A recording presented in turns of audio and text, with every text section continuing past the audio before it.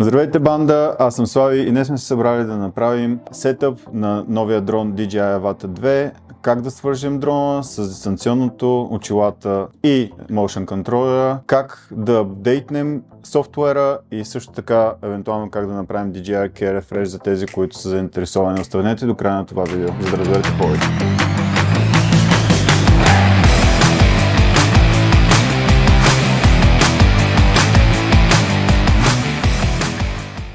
Първото нещо, което трябва да направим е да включим дрона с един бърз и един продължителен клик. Също така трябва да направим абсолютно същото за motion контролера. По абсолютно същия начин натискаме веднъж и задържаме. По същия начин трябва да включим и очилата. И сега, когато всичко е включено, задържате копчето за включване продължително. Когато издаде този звук, почва да мига. Правим абсолютно същото за очилата. Сега вече очилата и дрона са свързани. Ако искаме да свържим очилата с дистанционното, правим също по същия начин. Задържаме да отиде в Binding Mode. Задържаме дистанционното продължително, когато е включено. Той влиза в Binding, свързване мод.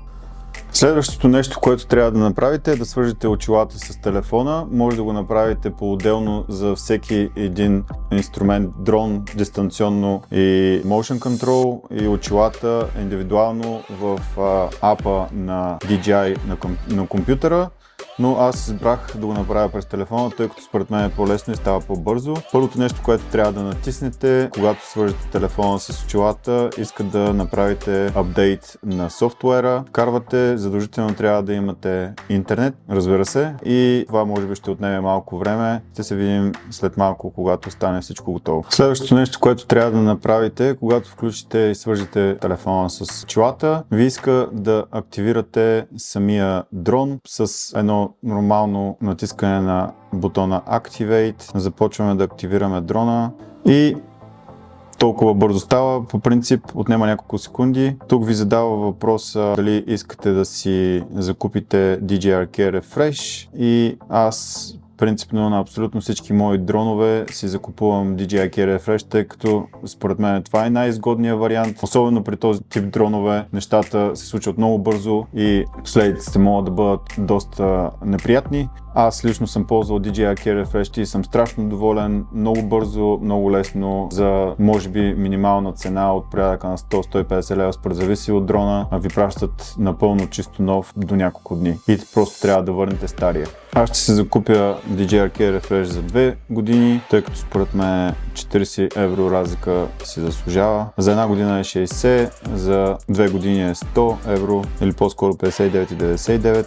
Не е толкова сложно да активирате дрона, просто трябва да свържете кабела с DJI App, DJI Fly с очилата и общо взето слагате Next и нещата са супер елементарни. Ако искате да си закупите DJI Care Refresh, може да го направите през компютъра или направо през телефона, докато си активирате дрона. Също така, много важно, забравих да кажа, че нямате пълен контрол върху дрона и не можете да летите на manual mode с motion контролера. Ще ви трябва дистанционното задължително. Също така, с този дрон може да правите флипове, да завъртите дрона напред, нагоре, надолу, но са автоматични. Казват се Easy Acro. В едно от следващите видеа ще ги демонстрирам. Но ако искате да имате пълен manual mode контрол, това е единствената опция, или сега с новия софтуер също може да го управлявате, ако имате предишната версия на DJI Remote Controller 2, това е тройката. И като цяло препоръчвам, ако никога не сте летяли в manual mode FPV дронове, да си закупите симулатор на компютъра и да се пробвате там и да направите поне едно минимум 20 часа, за да видите как е контрола с джойстика, тъй като аз лично направих около 50 часа преди да залетя първи път, и то с DJI Avata, не с истински FPV дрон. Това е един пример за FPV дрон 5-инч спортен, който е доста по-бърз и се лети само в manual mode и наподобява на аватата. Разликата между тези два дрона е доста голяма и ако сте летяли нещо такова, това ще ви се стори като детска играчка, но ако ви е първи FPV дрон, препоръчвам този, тъй като е доста по-лесен за свикване. Също така има гардове, както виждате, и най-важното е, че има доста сейф функции, като GPS е доста по-добър, отколкото на къстъм билдовете, и ако загубите контрол, дрона ще се пребере както всеки един DJI дрон. Разликите са огромни, този е доста по-мощен и по-бърз, съответно не е защитен по никакъв начин и всеки удар може да има своите поражения, зависи къде и как се ударите и с каква скорост, но това е истинския FPV дрон. Това е по-скоро за бегинери, за хора, които искат да се научат.